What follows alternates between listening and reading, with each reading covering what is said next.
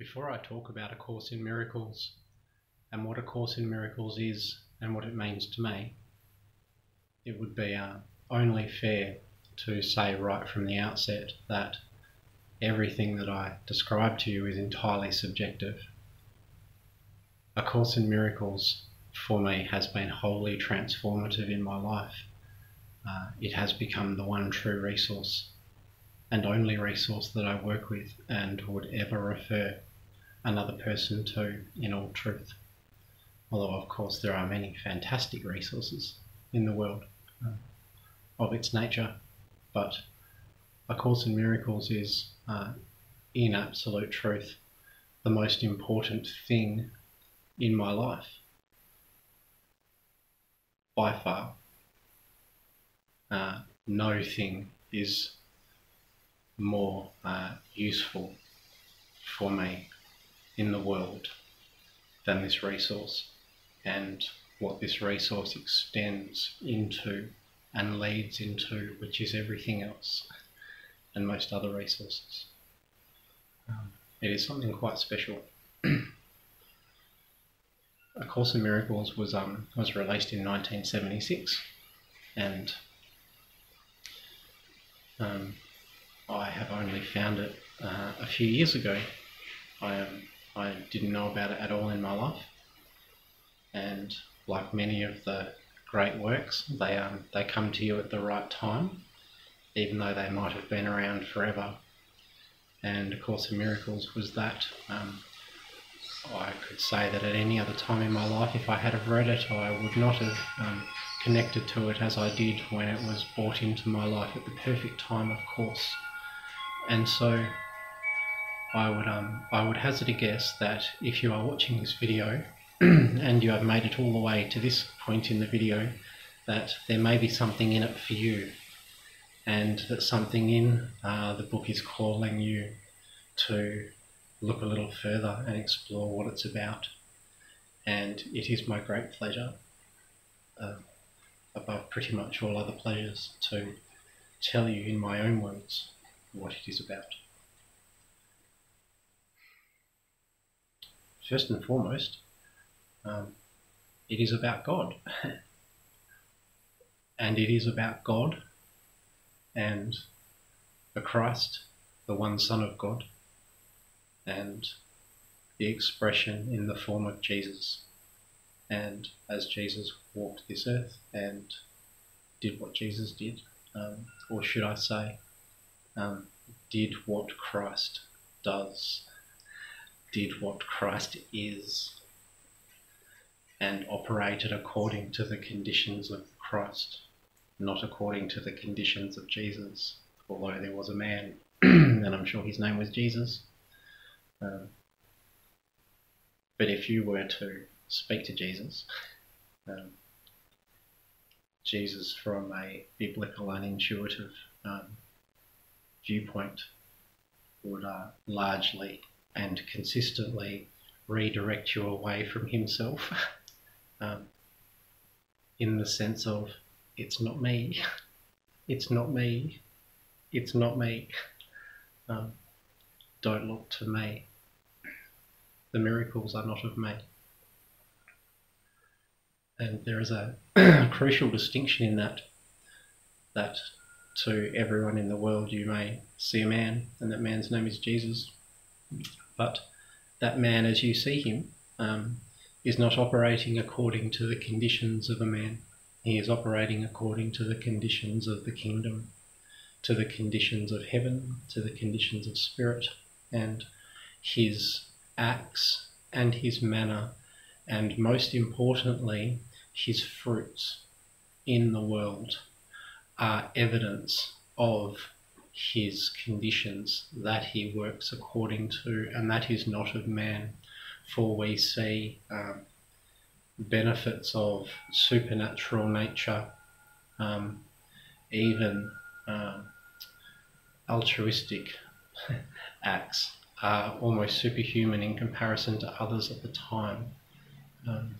He was truly something else, or at least as he was in this space. And by the fruits we do know the Christ energy in the world, of which Jesus manifests in this space as a conscious human.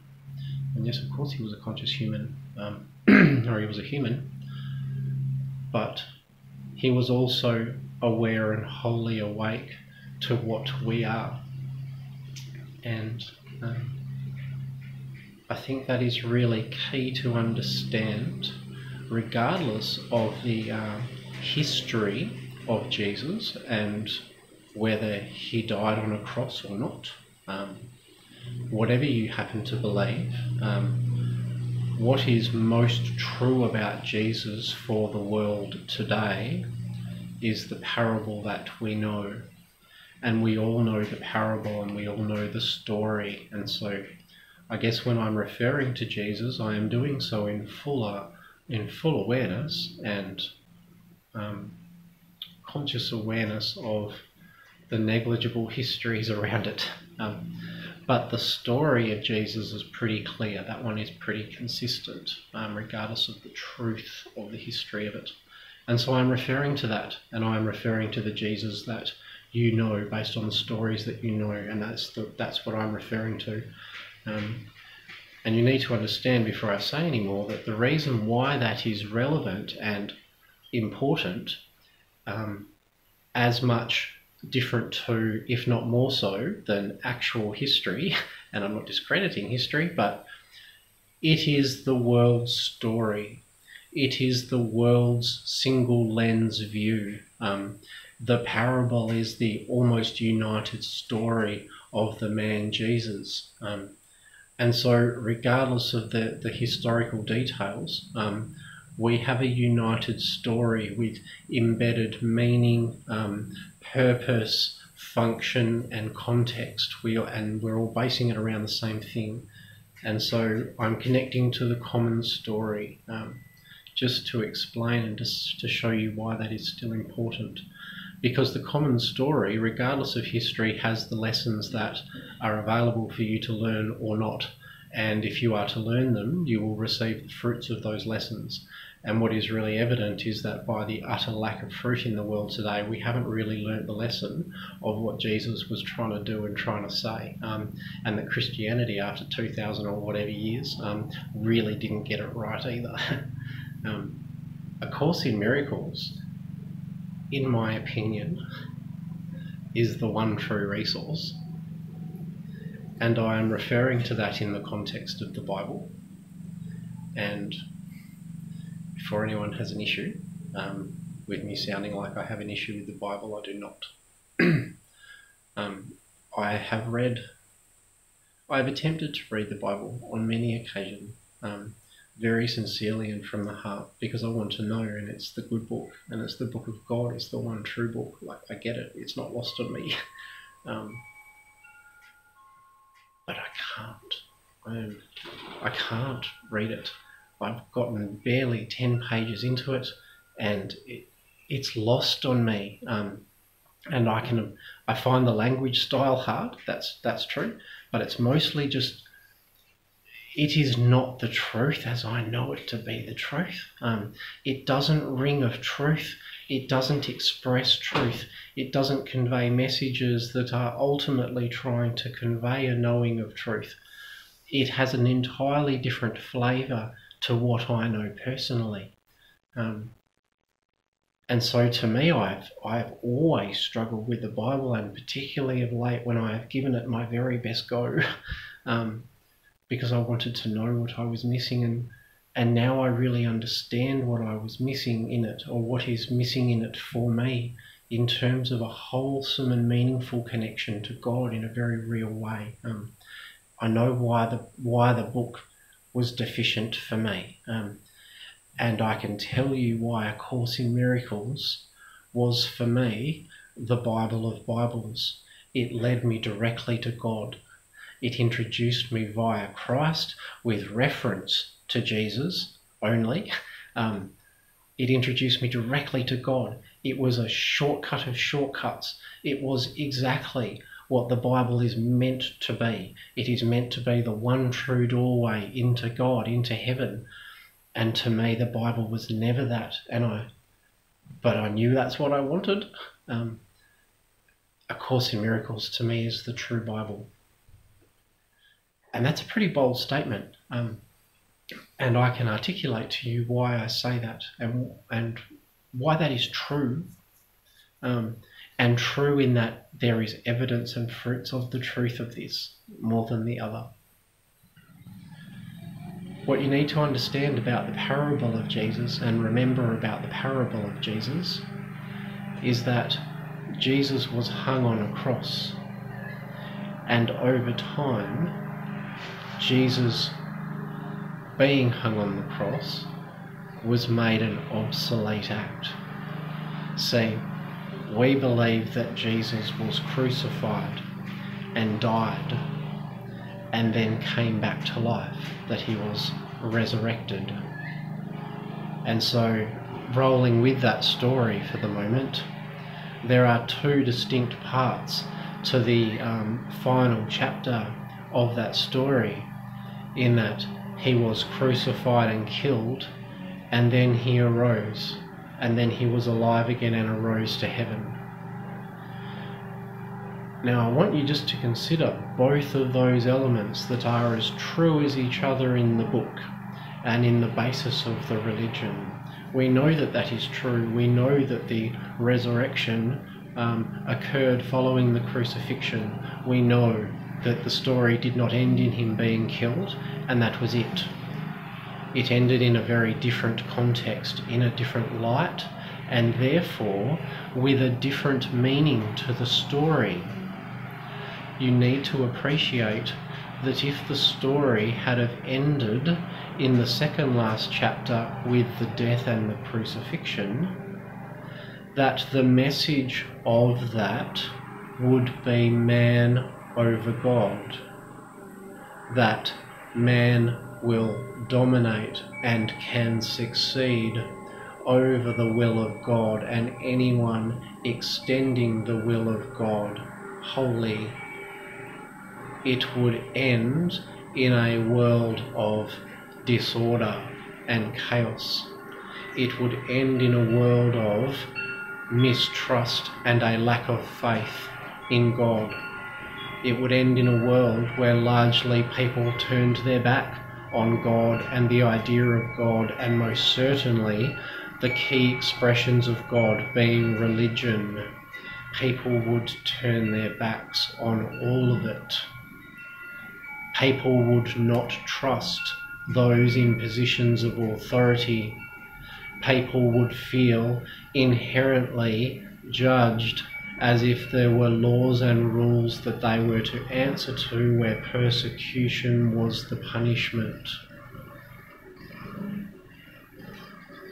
I'd like you to have a feel for the social human world that we know. It doesn't feel that dissimilar to that. It feels and appears very much in a hierarchical system of authority and authoritative order, with the consequences of punishment. It is godless. It is anchored upon different principles, values, and wants. We are anchored upon materiality. We are anchored upon our life cycle and being comfortable, having, and doing well. God is an afterthought or an add-on. Rarely these days is God-centric,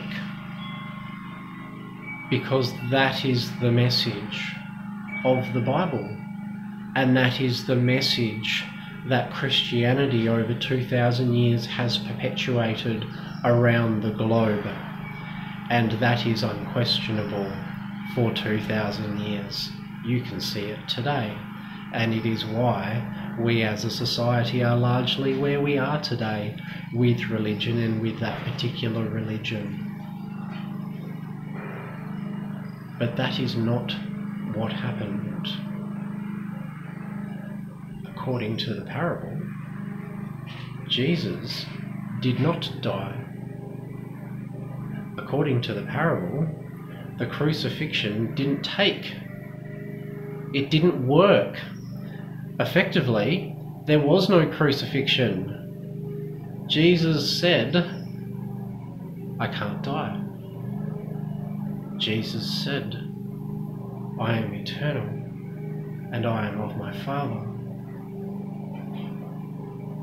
If that was remembered, and the demonstration of proof was presented before the world as it was demonstrated as proof, then that message was not about Jesus alone, as anything Jesus said was not about Jesus. It was about man. It was about all people.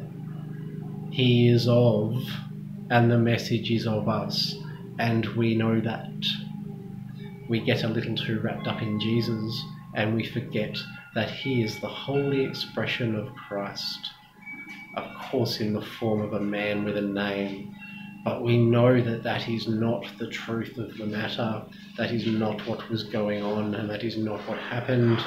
That is not what Jesus ever claimed, and the Bible itself will tell you so from start to finish. And so let us hypothesize that Christianity wholly recognized the truth of the actual whole story, and we reignited and conditioned the final chapter, and okay, so now that is the learning. And so for 2,000 years, all of mankind knew God, knew our eternal place in heaven with God, knew the conditions of the kingdom applied to us and not of this world.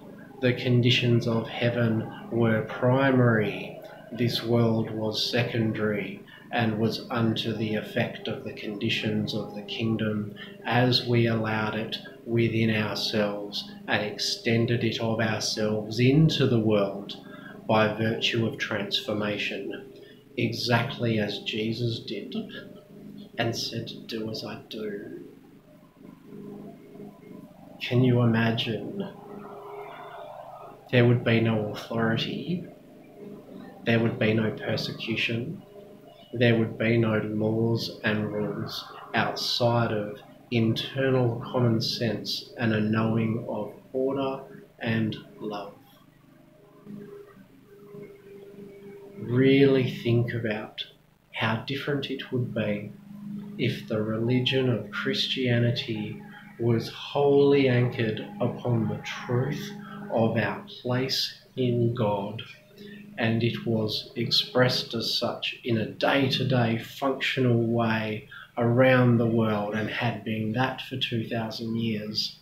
Imagine that just a peaceful light had quietly perpetuated the globe over 2,000 years. Because to fully appreciate the final chapter of that story leads to nothing else. It leads to the simple and whole conclusion that we are of God, and God is true, and God is present in our life, and our world is the presence of God. It is what we are. This is A Course in Miracles. This is what A Course in Miracles teaches, in words of a similar nature to those that I'm sharing with you now. A Course in Miracles is the book of the resurrection. It is the book of the very last chapter, which proclaims the goodness of God, and who and where we are, and what we are and have always been, and will never change. A Course in Miracles explains in the clearest ways how to understand why our world is not of that now, how you have forgotten this, yet still know it, how your world is working in accordance to your unremembering and alters and transforms before your eyes, literally, in accordance with your remembering. A Course in Miracles is the clearest, simplest guidebook to God.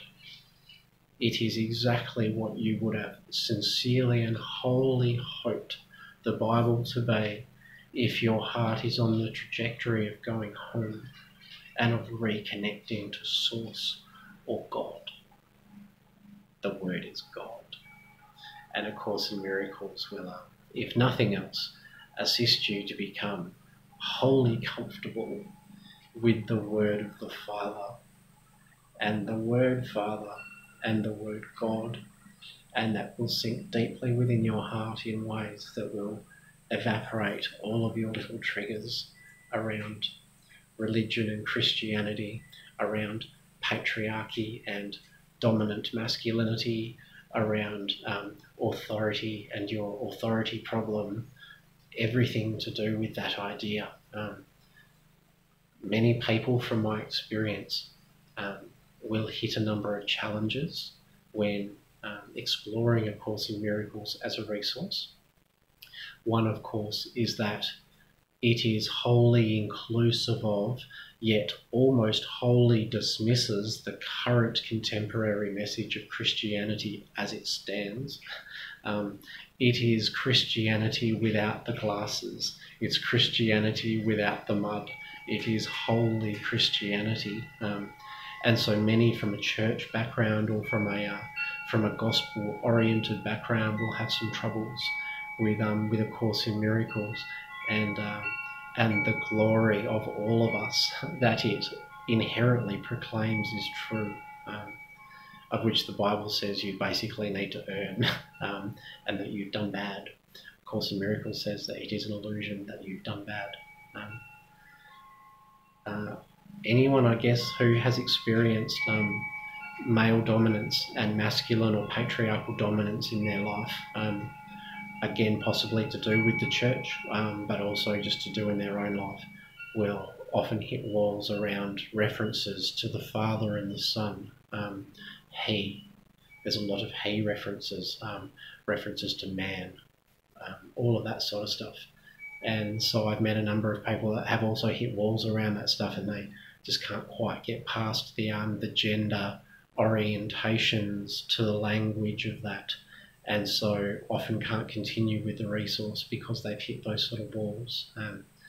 And again, other people really just find the resource too confronting, because, as I said right at the start, it is truly a shortcut of shortcuts. For me, it is the one true resource to God, and there is no two-step dance going on. This is one step, and it is the one resource in the one step. And a lot of people find that very confronting when, in very tangible ways, the world as you see it and perceive it begins to quite literally evaporate and disintegrate before your eyes into the light. That can be quite confronting. And so A Course in Miracles is, I guess, it is to be taken lightly, but it is also in recognition of what it is that you truly want. There are many, many modalities and belief systems and pathways up the mountain, and they all sincerely have something to offer, of course, because they are all of the mountain and therefore equal in what it is that they can offer, but they are only individual paths or reflections of the whole. It is rare to find a resource that does not ignore yet bypasses wholly all other paths to take you immediately to Source in one movement, in one whole choice, and explains in very practical terms how to understand how that is possible, and beyond how it is possible, that more than anything else in your life, that's what you want. That more than anything else in your life, you want God. And you're looking for God in everything. And you first started looking for God exactly where people told you God was. And that was in the book or the building or in the belief system. And so, of course, that was your experience and impression of God. and I would imagine it wasn't a really great one. And so that was your first experience of God, which may have been fanciful and sounded like utter rubbish. It might have been very domineering and very bullying. It might have been outright abusive. It might have just all been a joke to you. It doesn't really matter what your reaction was. I imagine that your first reaction to God via his translators in the world put you off. And so from that moment, any experience that you had to do with God simply reinforced the quality of the translators, of course, as you determined to be God, because they know God. It really does make a lot of sense in how that happens. It makes perfect sense, really. But the tragedy of that event is beyond your comprehension. It is truly beyond your comprehension. Because in that moment, you walked away, you turned your back on God, and you said, I want something else. God is silly, God is not for me, God is dangerous, God is a joke, whatever, any of it. You chose that God wasn't for you, based on what you saw. But you didn't realise that you didn't not want God. You just didn't realise that was the problem with the translators. Of course you didn't realise that. But this is the tragedy of tragedies, that you turned your back on the one thing that, quite honestly, you have spent the rest of your life looking for and trying to regain through everything else that you've done. It truly is the meaning of meanings and the reason why you do everything, the ultimate reason of reasons. It's your trajectory, it's where you're trying to get to. The state of God, which is a state of neutrality and peace and grace and relaxedness beyond your comprehension. There is no conflict, and it is a state of wholeness or oneness. That is what you want, and that is what you are ultimately trying to get out of every relationship, experience, event, environment, you name it. You're wanting to feel that pace of peace, and you're wanting it now, but you're believing that you can't have it now. And the Bible did that to you, because the Bible and Christianity, in terms of the message of the parable, and that they ended at the second last chapter, says that you don't deserve it and that you must pay for it, that you must earn it. There are people above you or ahead of you. You must pay penance. There's some sort of payment system. You've got to do something. You've got to earn it. And so in the meantime, you're no good. You are undeserving. You are unearned. You are unqualified and unworthy. And it's very unclear what it is you need to do to go straight back into God's good graces. Because according to man, you haven't found the way yet because you haven't achieved it. And so of course you got put off all of that stuff. Like, of course you dismissed God. But goodness me, it is what you want. A connection to God is what you want. And I can say from my heart that A Course in Miracles is the one resource that is able to wholly offer you that without anything else. Without steps, without payment, without exchange, without a time delay, without having to wait for a teacher. It is just all presented to you here. It is the keys to the kingdom. And when you realise it's in your hand, you look up and the gates are there and you're ready to go. Like, it's really up to you. I could talk about this holy resource all day. It is my true joy and my true pleasure to share it with everyone, in whatever form. Of course, Course in Miracles is a book, and you can find that book everywhere. But it's also an audio resource, and for 23.5 hours, listening to the Course read to you by Jim Stewart is nothing short of God, honey. It is the most exquisitely beautiful thing, and I had never really listened to audio books before, A Course in Miracles, and now I only listen to it. And it is the mantra of my day. It plays pretty much 24 hours a day, in my car, on my phone, or just in my head. I think my inner dialogue now is in the tone of Jim Stewart. I hear it all day long. It is truly like prayer beads for me, and it is because of the joy that it brings. It is because of the holy joy that it brings. I think about it 24 hours a day. I'm in it 24 hours a day. I utterly adore it. I love the resource. I want to give it to everybody. I feel that it has given me a bag of shortcuts to God. And once you have them, you can't give them away fast enough. You don't know what to do with them. You just want to give them to everybody, you know. And that is what inspires me to offer A Course in Miracles to you.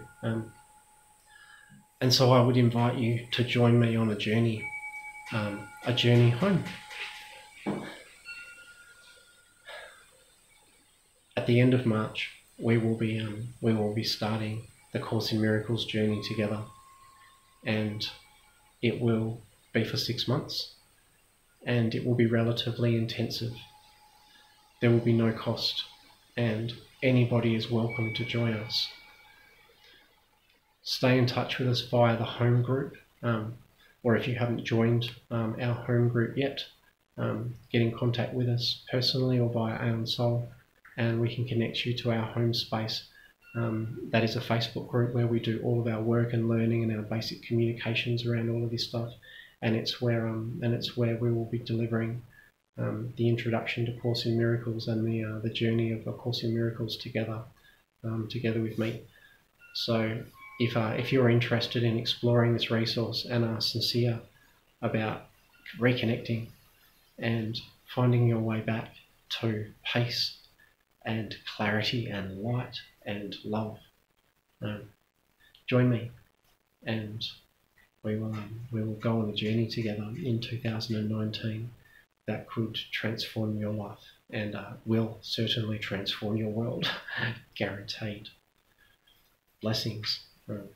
I look forward to hearing from you and joining you very soon at the end of March. I'll speak to you guys soon.